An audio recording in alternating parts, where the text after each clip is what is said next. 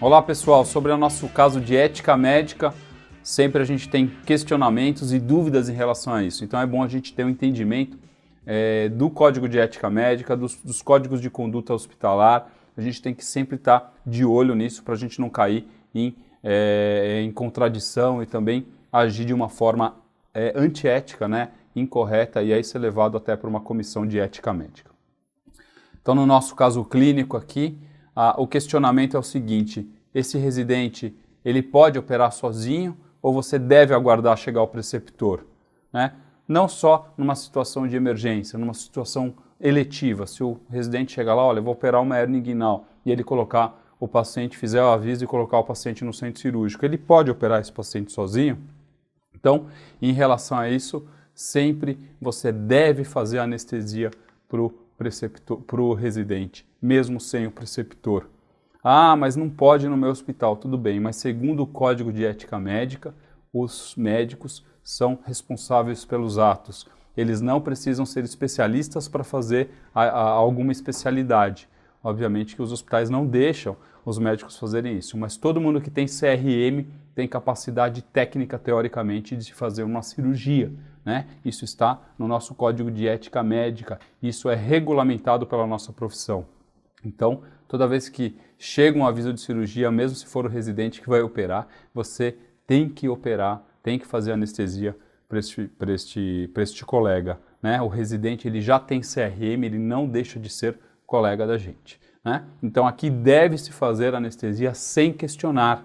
Você pode até questionar se você não vai chamar o preceptor, não vem ninguém te ajudar, mas você não pode bloquear essa cirurgia, ainda mais nesse caso que é um caso de urgência, o paciente está em choque, parando quase, né? Você não vai esperar o preceptor chegar no centro cirúrgico. Você pode dar um toque no residente, ó, chama o seu preceptor, é um caso grave, né? Não é uma herniazinha que você está operando. Mas, se o residente bater o pé e falar, não, eu vou operar, ele tem todo o direito. Se você não fizer, você pode negligenciar esse atendimento, nesse caso um paciente grave. Se for numa cirurgia eletiva, esse residente pode te levar para a comissão de ética médica e aí você vai estar enrascado porque você infringiu aí o regulamento da ética médica. Pode parecer paradoxal, mas é assim que funciona. A nossa segunda aqui, ocorrência em relação a esse caso, então o paciente é removido para RPA e ele lá fica com droga vasoativa entubado. Isso acontece frequentemente em hospitais onde não tem vaga de UTI, o paciente acaba ficando na RPA, a RPA vira uma UTI em muitos lugares. Então, lembre-se, quem é o responsável pela RPA é o anestesiologista.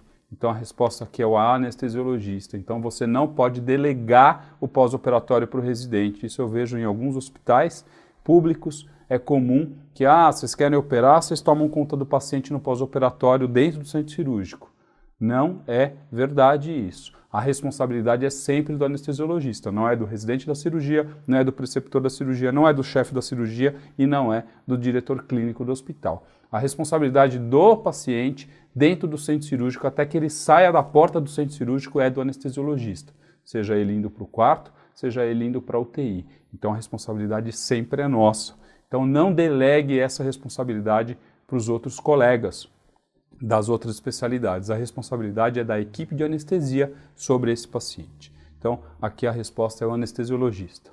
Ok? Então essas questões éticas devem sempre ser discutidas, estudadas. A gente sempre tem que estar preparado para entender essas situações que elas envolvem muitos preceitos, muitas leis e também mexe muito com o ego dos médicos, né? A gente sabe que médico tem um ego muito inflado, então a gente acaba tendo vários problemas relacionados a isso no nosso centro cirúrgico, principalmente que é um lugar, obviamente, de muito estresse. Chegam os pacientes graves, fica todo mundo aí estressado e essas situações podem ocorrer. Então a nossa resposta aí do caso clínico é essa. Espero que vocês tenham gostado desse caso clínico, ele pode acontecer no dia a dia de vocês e até a próxima. Muito obrigado.